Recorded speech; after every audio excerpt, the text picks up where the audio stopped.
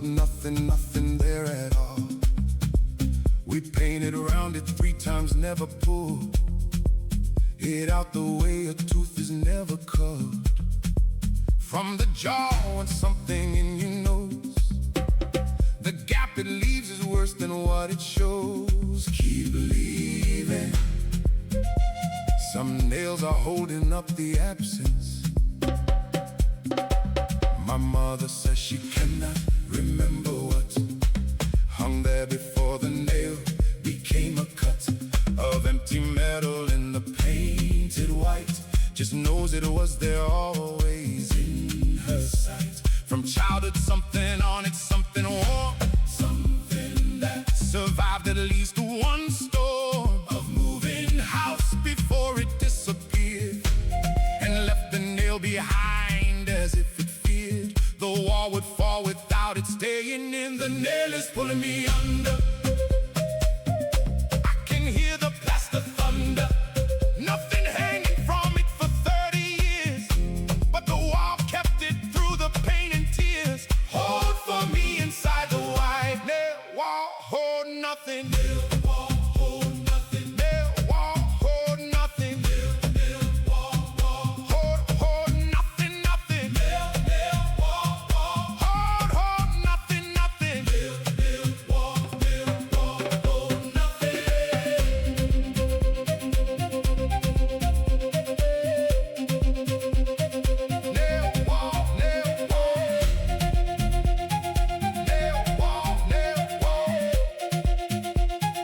Paint around, paint known.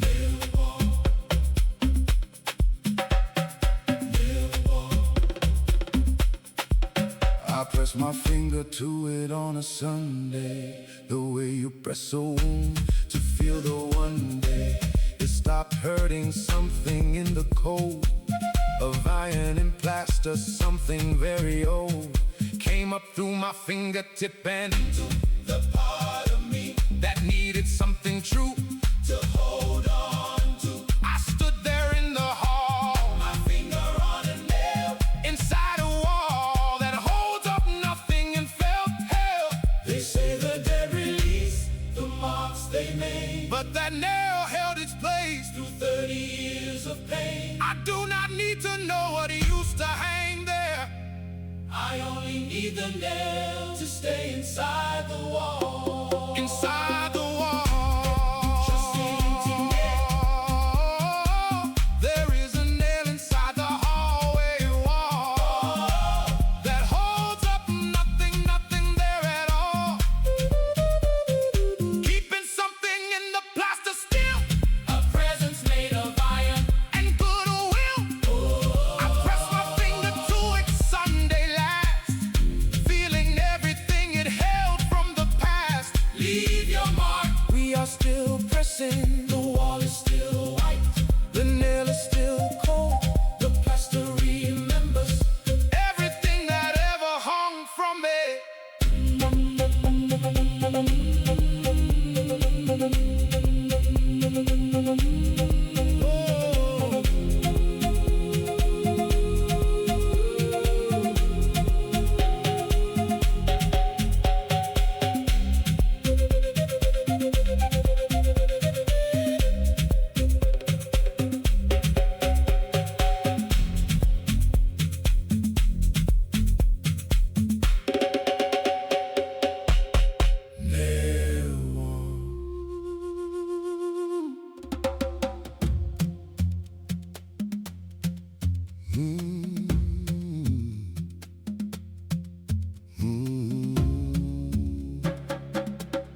Chair photo.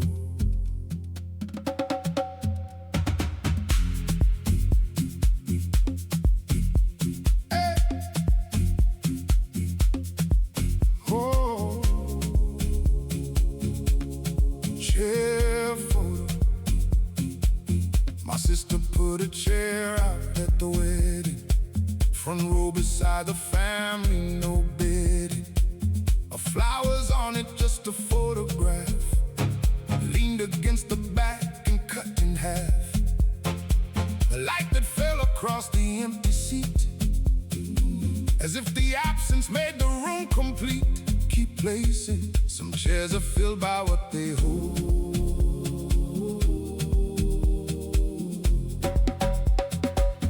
The efficient paused when she reached that road, looked at the photograph and seemed to know, without being told, that this was not a decoration, but a specific spot reserved for someone who had bought their ticket to this day, long before the thicket of illness took the reservation back and left a chair and photograph and lack. The chair is pulling me under, I can hear the wedding thunder. She placed a seat for someone who could not be there in body but was there in thoughts. Sit for me in the front row. Chair, photo, row, place, chair, photo, row, place, chair, photo, row, row, place, place. Chair, photo, row, place, chair, photo, row, place. Hold, lean, hold, no, chair, photo. When my sister walked the aisle, she slowed beside that chair as if the photograph shows something in the eye she needed then, a permission or a blessing or an amen from someone who had wanted this so much. She pressed 2 fingers to the photograph in touch. So brief the room almost missed it, but the room did not miss it. The room was cut. They say the dead release the days they missed, but that chair held its place through every vow. I do not need the photograph to speak, I only need my sister slowing at the front row.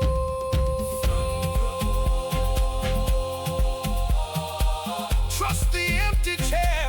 My sister put a chair out at the wedding, front row beside the family, no bedding, holding all the love of someone gone, keeping them inside, the carrying on.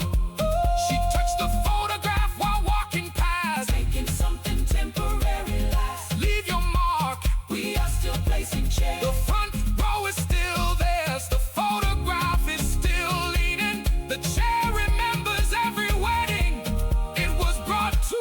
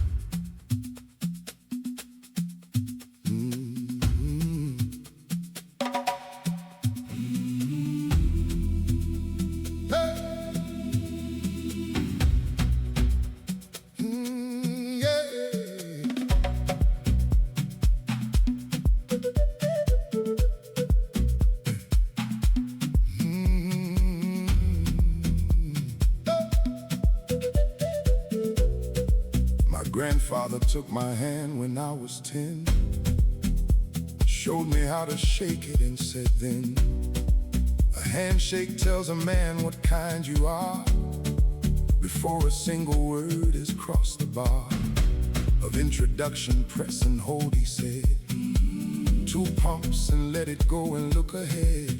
Keep pressing, some lessons live inside the palm.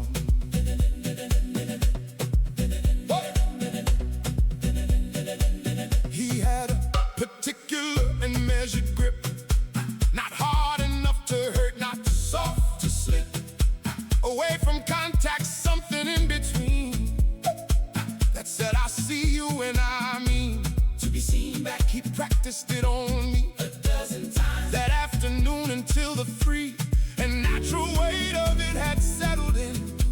My hand, the way I have it, settles in.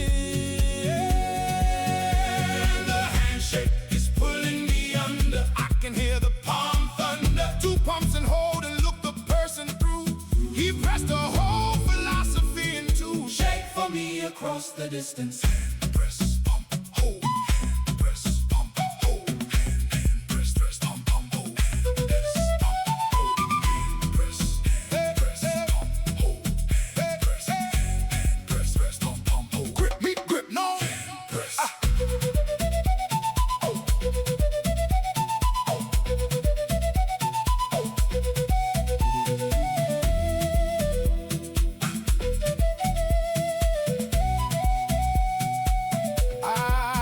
A stranger's hand last Tuesday morning. Felt my grandfather's grip without a warning. Come through me, the press, the to the hole, the looking through exactly as I had been told. At 10 years old, beside the afternoon window of his kitchen, and the tune of something settling into my right hand that I have carried since and understand.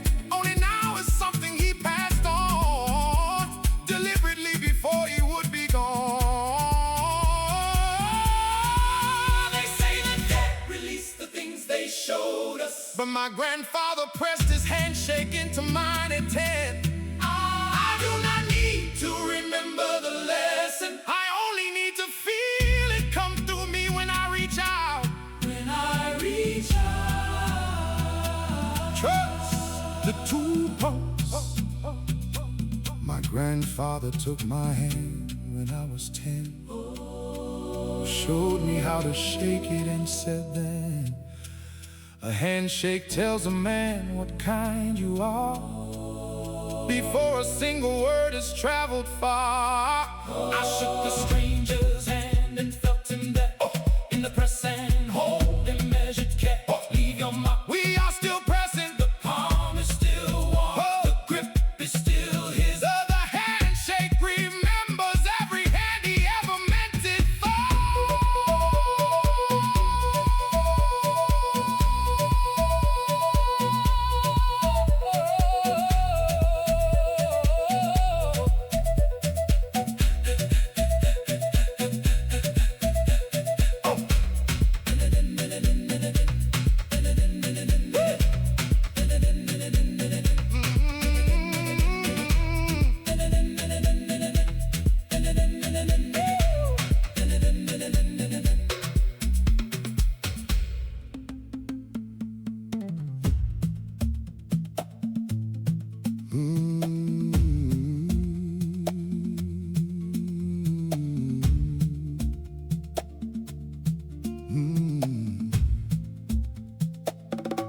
My grandmother wrote a recipe once on the back of an envelope months before she died, not knowing that she would.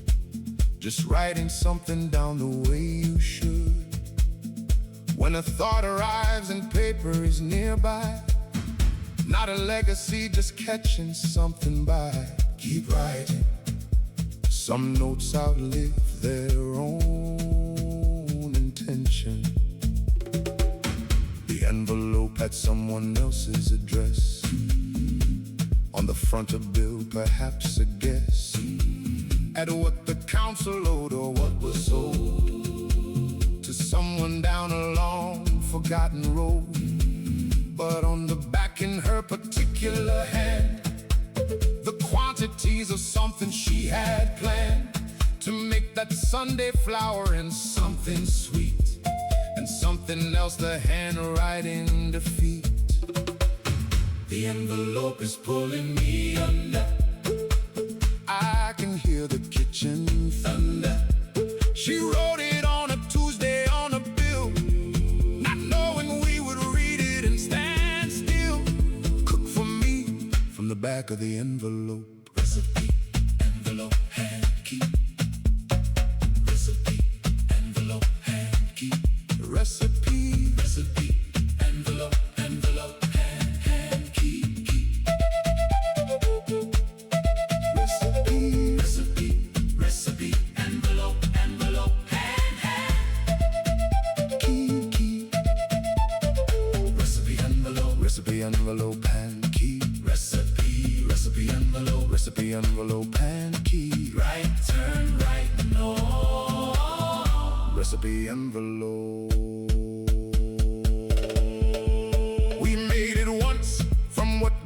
decipher. The third word in the second line was cipher, enough to stop us flower, we were sure. And something in a cup, perhaps two more. Of something else, the oven temperature was missing, but we guessed in the particular smell that came from it was close enough to something we remembered in the rough draft of a Sunday 30 years before. They say the dead release the kitchens that they can, but that envelope held Sunday in its margins. I do not need the recipe to be complete. I only need to keep on guessing at the third word. At the third word, trust the back of the envelope. My grandmother wrote a recipe once, on the back of an envelope months before she died, not knowing what she left. A Sunday smell inside a piece of theft. From ordinary Tuesday, ordinary bill, we made it once and something in us filled. Leave your mark. We are still deciphering. The envelope is still warm. The handwriting is still hers. The recipe remembers every Sunday it was meant for.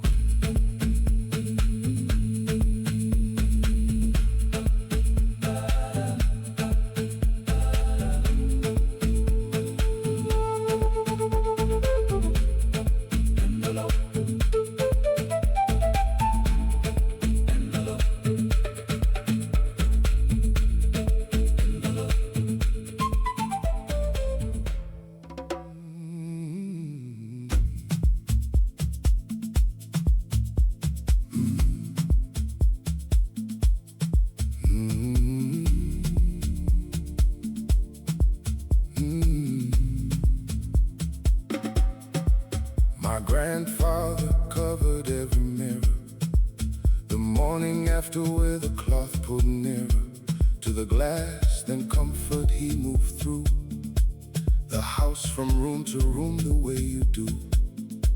When ritual is the only thing between you and the full weight of what you have seen. Keep covering. Some reflections are too heavy for the living.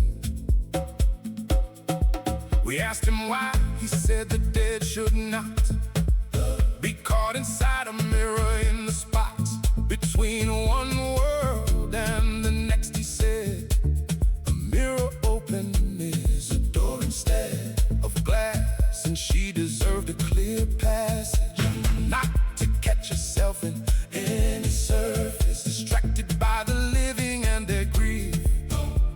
He covered every mirror for relief. The mirror is pulling me under. I can hear the covered thunder. He walked from room to room with a cloth, protecting her departure from the froth of reflecting.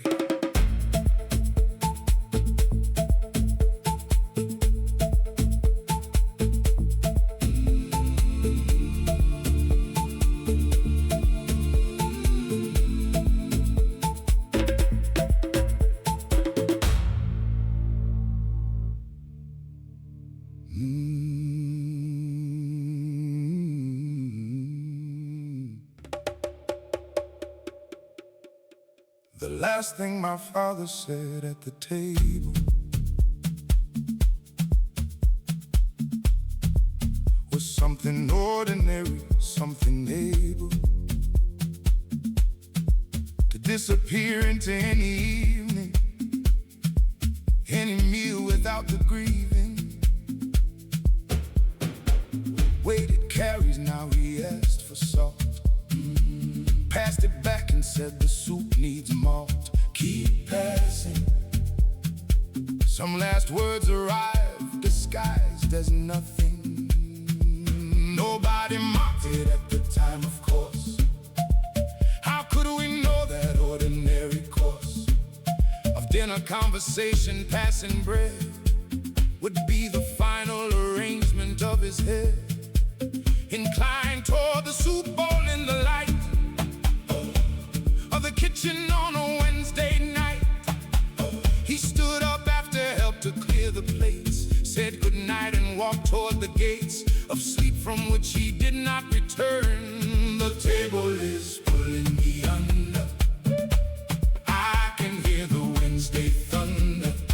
He asked for salt and none of us knew then that ordinary Tuesday would not come again. Pass for me across the table, salt. Pass, table, last, salt.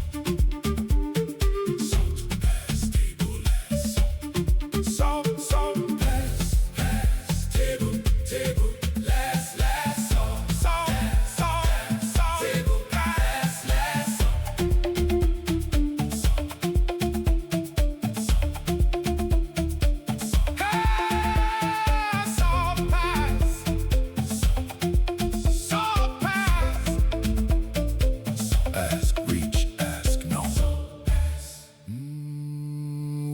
A different salt now at the table, a different bowl, and yet we are not able to pass it without someone slowing down, just lightly in the passing like a gown. Catching on a nail, the moment stretches every time my hand across the table reaches for the salt, and for a half a breath the kitchen fills with something close to his last breath. They say that they release the meals they share, but that salt bowl holds his Wednesday still. I do not need a meaningful last sentence, I only need to pass the salt and let it slow me down. Let it slow me down. Trust the ordinary.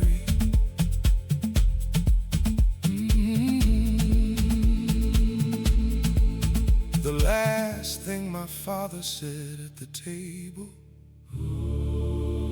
was something ordinary, something able to hide inside the passing of a meal, too small to mark, too large now to conceal.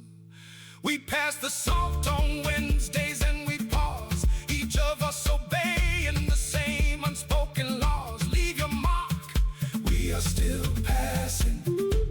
The table is still set, the bowl is still his. The salt remembers every hand that reached across for it.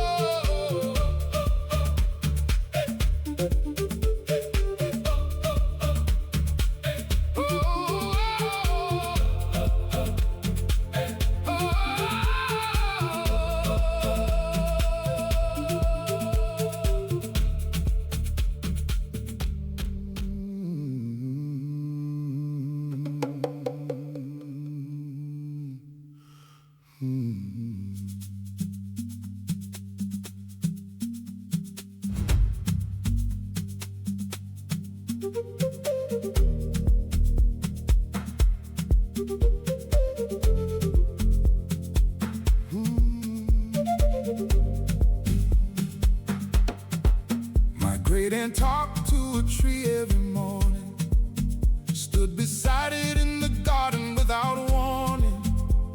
Anyone that she was going said nothing, till the house just slipped outside and something in the oak received her for 10 minutes.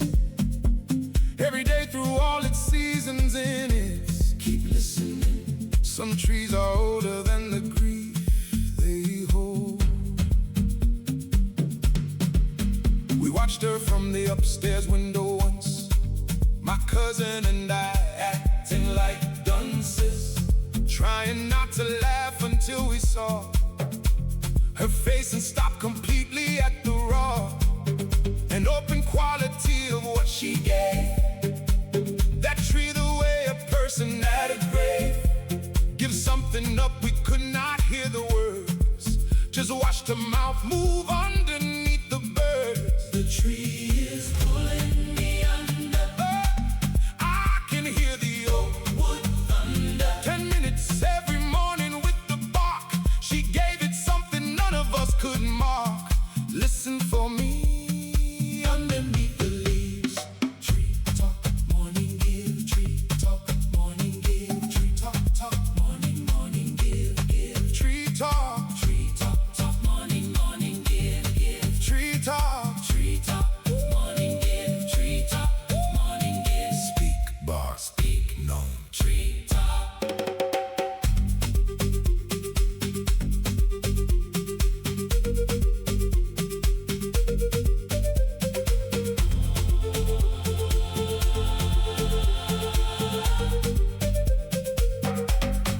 After she was gone, my cousin went outside. One morning stood beside the oak and tried to give it something back for all the years it had received her particular arrears of grief and joy in ordinary day.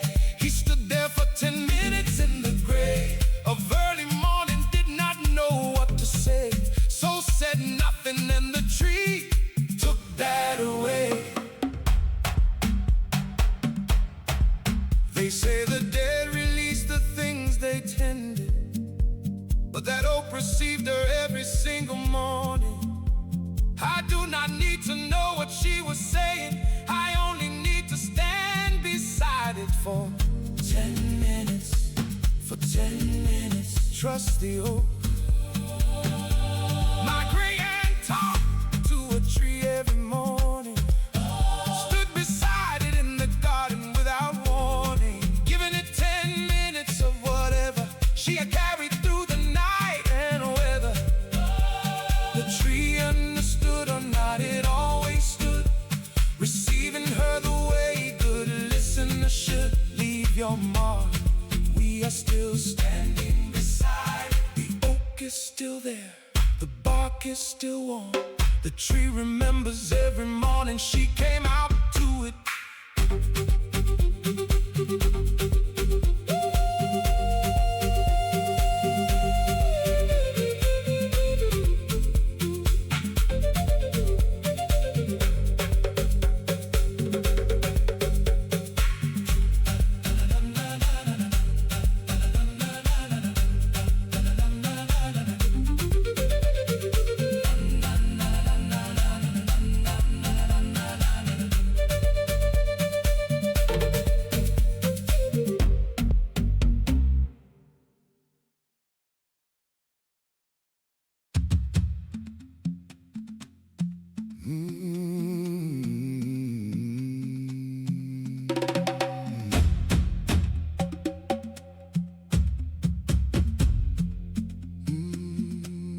My grandmother kept a key on a string around her neck like an ordinary thing.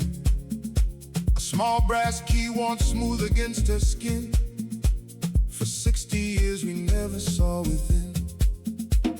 Whatever it was meant to open up, we asked her once, she smiled into a cup. Keep wearing. Some keys are not for locks, they are for carrying. After she was gone, we tried it everywhere. Every box we found, every drawer with care, every cabinet lock in every room, every chest that lived inside the gloom of attics and of cellars, nothing fit.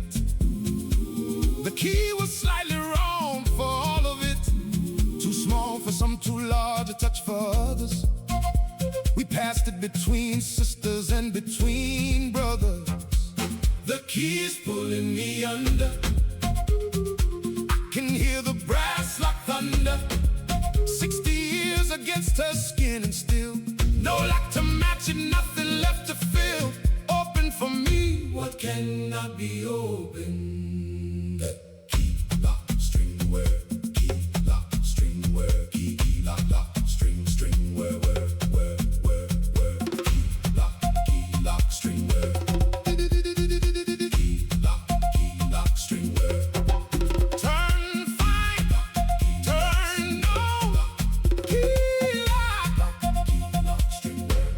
My mother wears it now around her neck. Said she was tired of the fruitless trick. Through locks and boxes, said the key was never meant for any door, but held together. Something in the wearing and the weight of brass against the sternum, something great and small at once. She said it feels like proof of something kept beneath an unnamed roof. They say the dead release the secrets that they carry, But that key kept its mystery through 60 years. I do not need. To find the lock it fitted, I only need my mother wearing it against her chest. Against her chest, just the unmatched key. My grandmother kept a key on a string around her neck like an ordinary thing, carrying a lock we never found, a door that lived in unidentified ground. My mother wears it now and does not search, just lets it hang and lets the brass do its work. Leave your mark, we are still wearing it. The string is still his, the brass is still warm. The key remembers every chest it was held against.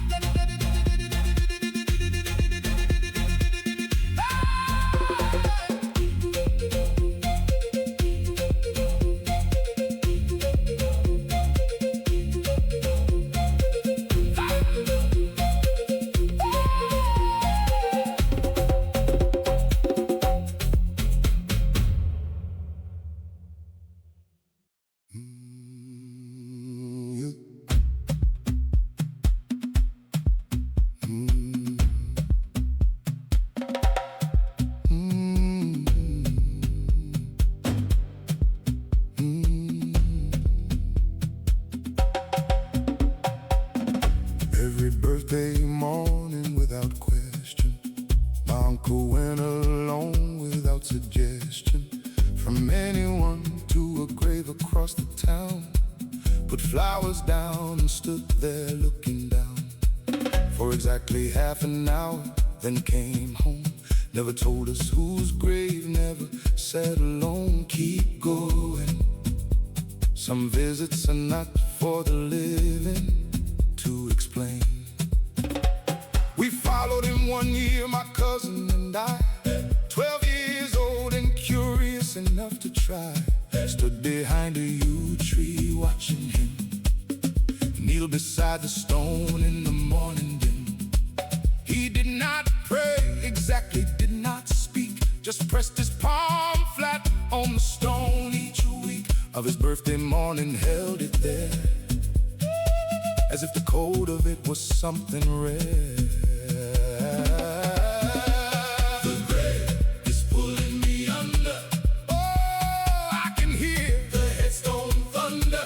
Every birthday he came back to press his palm against a name he would not confess. Kneel for me beside the stone. Grave palm birthday press. Grave palm birthday press. Grave palm birthday press. Grave palm birthday press. Grave palm birthday press. Grave palm birthday press. Kneel, hold, kneel, no. Grave palm.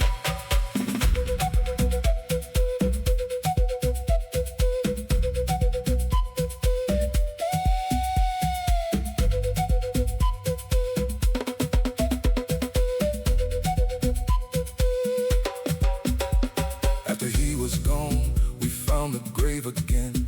My cousin and I, now middle-aged, and then some standing in the morning at the stone, reading what was carved there all alone. The name meant nothing to us, not a relative, not anyone we knew, not anyone to give an explanation for a lifetime of birthdays spent pressing a palm to a stranger. And then when they say the dead release the grief they carried, but my uncle brought us to that grave for 50 years.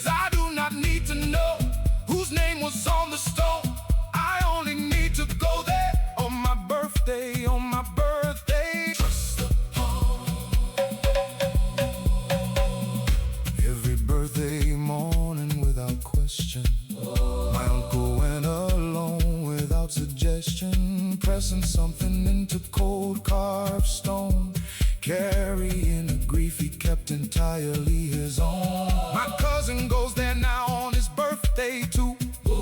Neither of us knowing what we're drawn into. Leave your mark, we are still kneeling. The stone is still cold, the name is still his secret. The grave remembers every birthday palm that found it.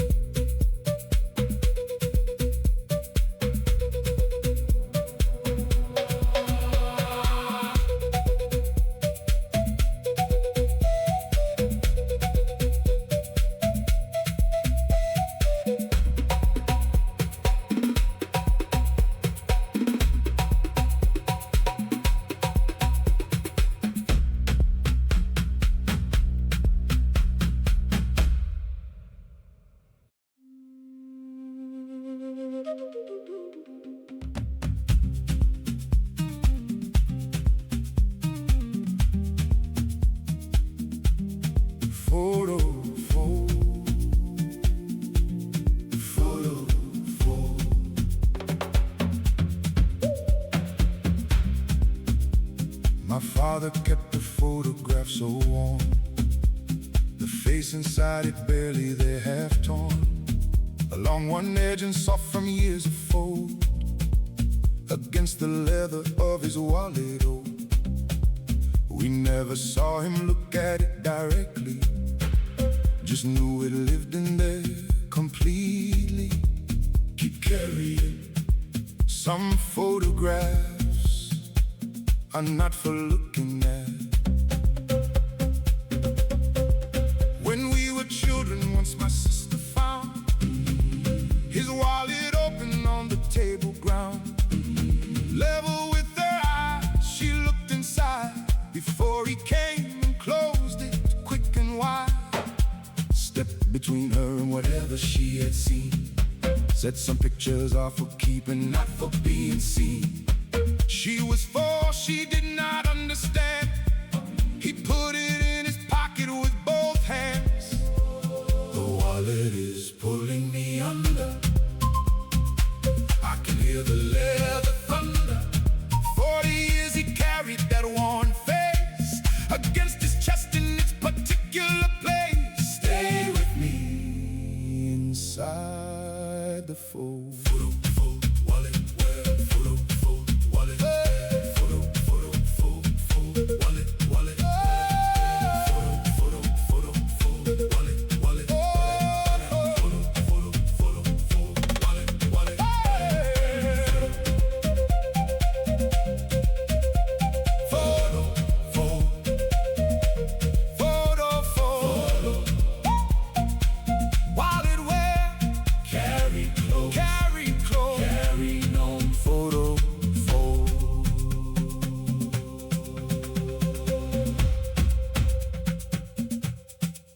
we found it when we emptied out his things.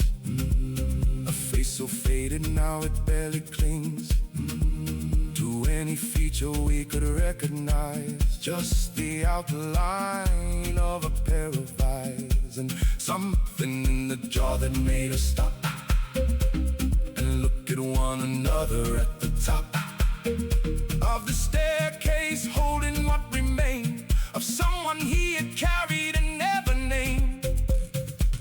They say the dead release the faces that they kept. Oh, but my father carried his until the leather gave. I do not need the name behind those eyes. I only need to know he never once left it behind. Never left it behind. Trust the fall. My father kept the photograph so warm. The face inside it barely there half torn, carrying someone pressed against his chest. Through every year, he never gave it rest. We held it at the stairs and felt the weight of 40 years of keeping someone safe. Leave your mark, we are still carrying. The wallet is still warm, the fold is still his. The photograph remembers every heartbeat, it was kept beside.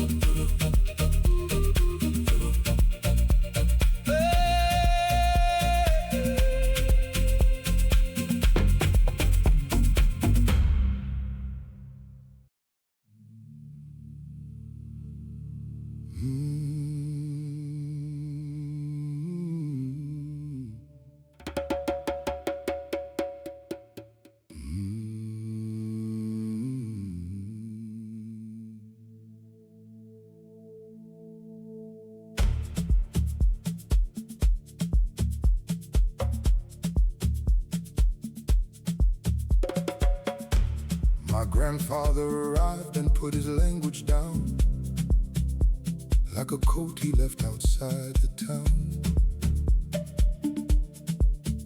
He had come from somewhere with a different mouth, a different set of sounds from further south.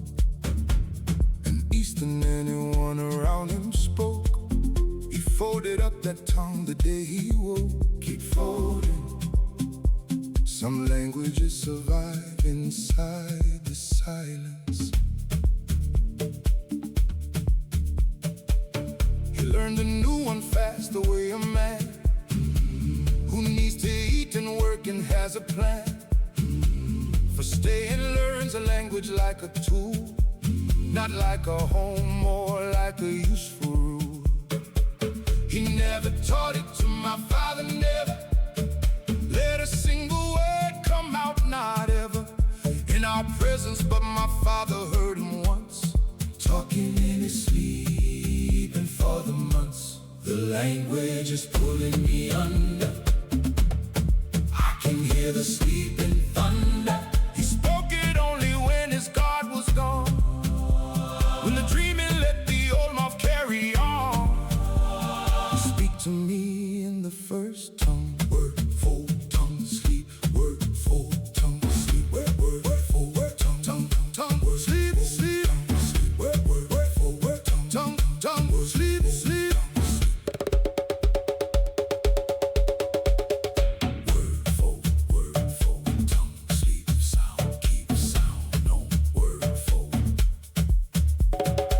After my grandfather died, my father spent 3 years finding where the language went. Learned enough to recognize the shape of what he heard that night, the soft escape of vowels through a sleeping jaw at 3.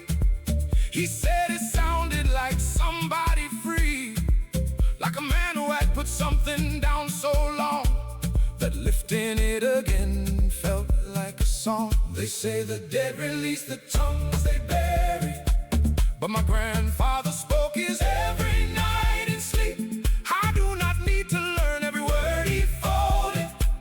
I only need to know the language made it through. The language made it through. Trust the sleeping mouth. My grandfather arrived and put his language down, like a coat he left outside the town. Folding up a tongue to fit a life, carrying the old words like a hidden knife. My father learned enough to recognize the sound of a man who put his mother tongue in ground. Leave your mark. We are still speaking. The sleep is still his. The vowels are still warm. The language remembers every dream that let it out. Word for tongue, sleep. Word for tongue, sleep.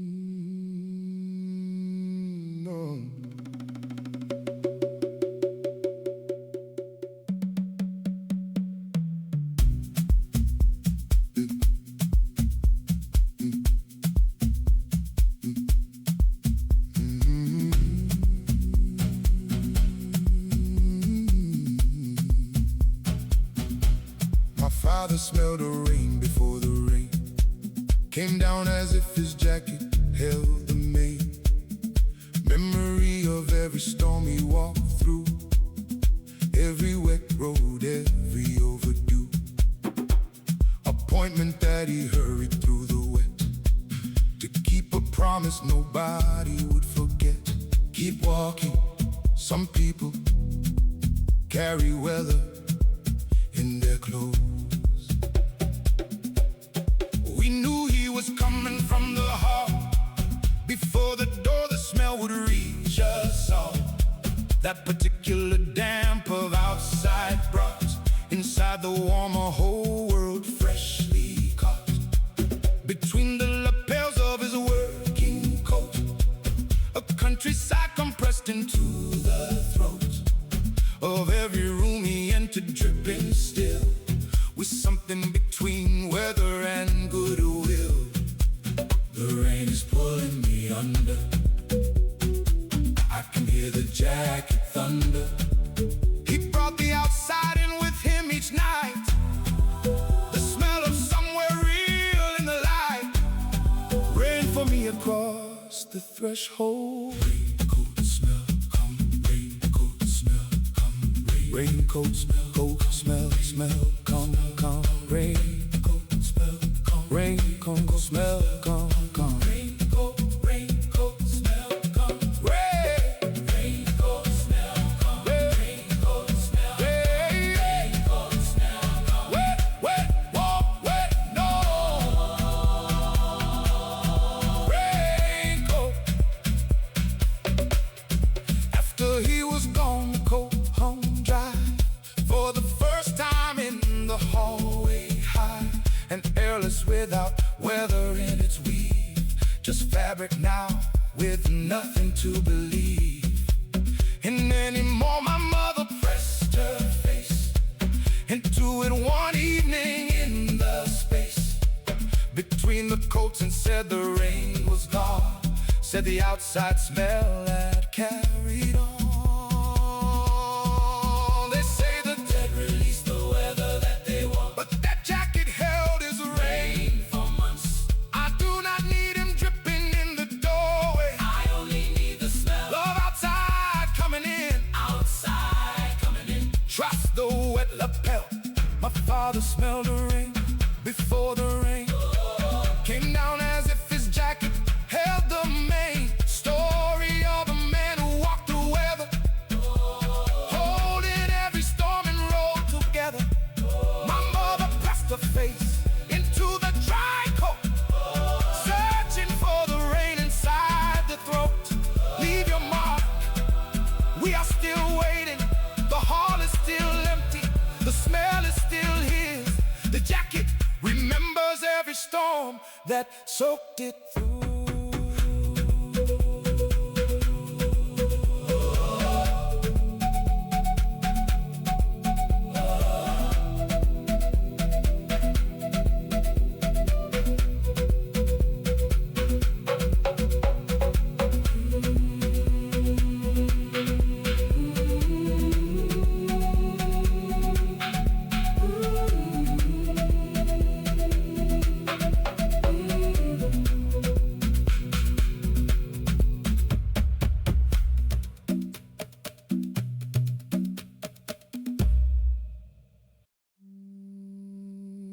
No, no, no.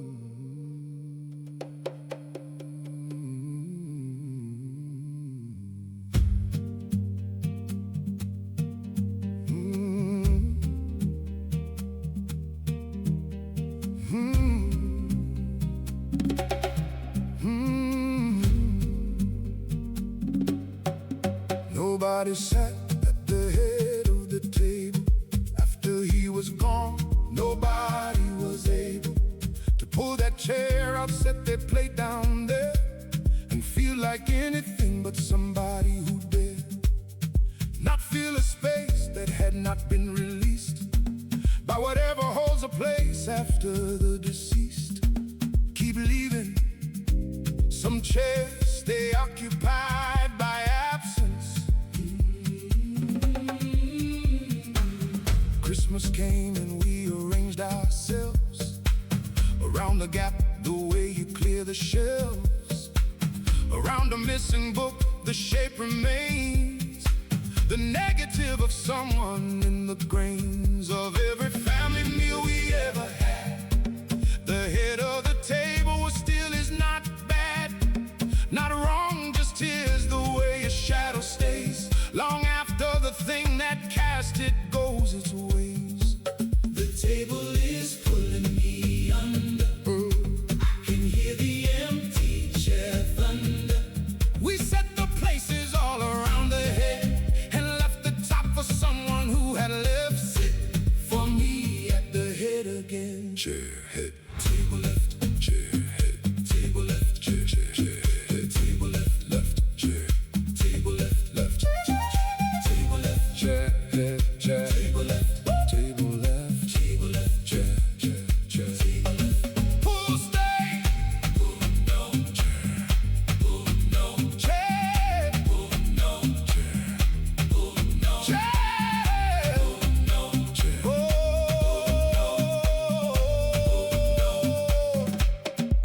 My son sat there by accident at 9, dragged the chair across the invisible line. We held our breath around the table then. He looked at us and pushed it back again. Without a word, as if he felt the weight of something in the wood that made him wait. Said sorry to nobody in particular, said it to the chair in a low particular. They say the dead release the seats they claim, But that chair held its ground for 20 years. I do not need him back to fill the head. I only need us leaving it the way we always did. The way we always did. Trust the empty head. Nobody sat at the head of the table. oh, after he was gone, Nobody was able, leaving all that space at every meal. for the weight. For the weight of someone absence makes you feel. My son pushed back the chair and said he's sorry To the wood itself, to the wood itself, as if it had a story. leave your mark. We are still leaving it. The head is still his. The chair is still pulled in. The table remembers every meal he sat above it.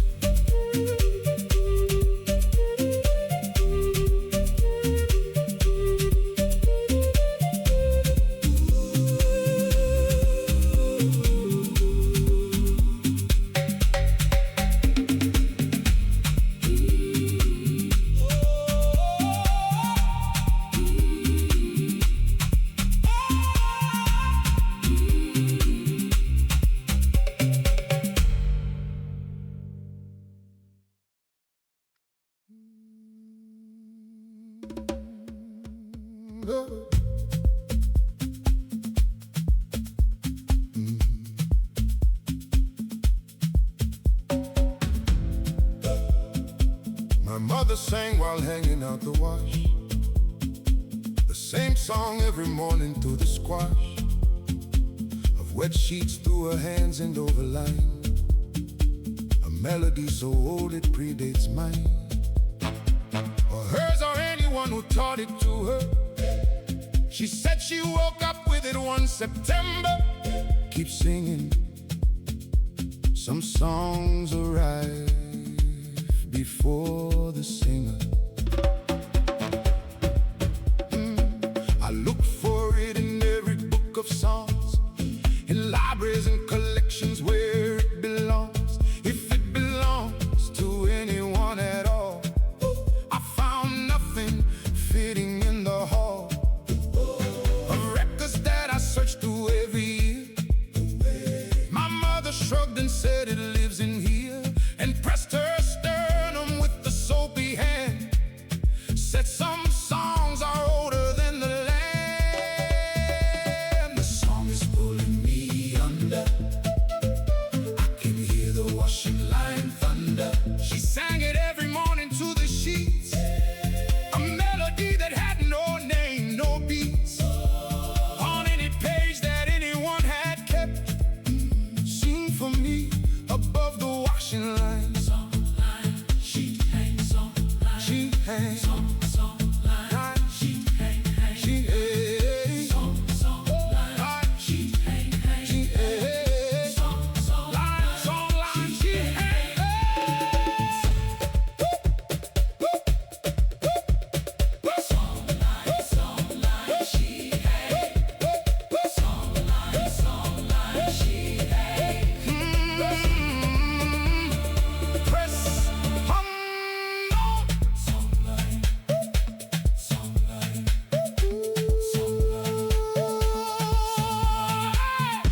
daughter caught herself one Tuesday morning, humming something without any warning. Above the laundry basket in the hall, the same unnameable rise and fall. My mother used beside the line outside. I stood there in the doorway open wide, feeling 3 generations of the same unwritten song passed through without a name. They say the dead take all their music under, But that song kept surfacing in every wash day. I do not need to find it in a book. I only Need my daughter at the laundry basket. At the laundry basket. Trust the unnamed melody my mother sang while hanging out to wash. The same song every morning through the squash of wet linen through her particular hands. A melody that no one understands. My daughter hums it now without a reason, carrying it forward into every season. Leave your mark, we are still singing. The line is still there, the melody is still hers. The washing remembers every morning she sang above it.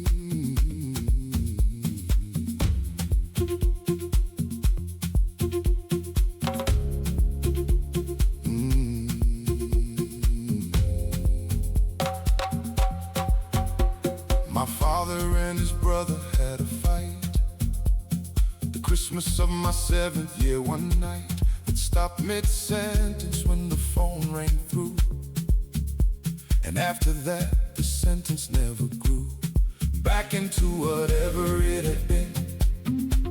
The argument stayed frozen in between. Keep holding. Some arguments outlive the ones who started them. They made a kind of peace around the edges, showed up at the same occasions, hedges trimmed between them, civil at the table, talking about weather when they were able to find a subject far enough away from whatever lived inside that Christmas day. My uncle died before the sentence ended, before the argument was ever mended. Hey, the argument is pulling me under. I can hear the unfinished thunder. Half a sentence hanging in the air since the Christmas of my 7th year. Finish it for me in the dark. Word stop, phone ring. Word stop, phone ring. Word stop, phone ring, ring. Word stop, phone ring, ring. Word stop, phone. Say ho, say no. Word stop.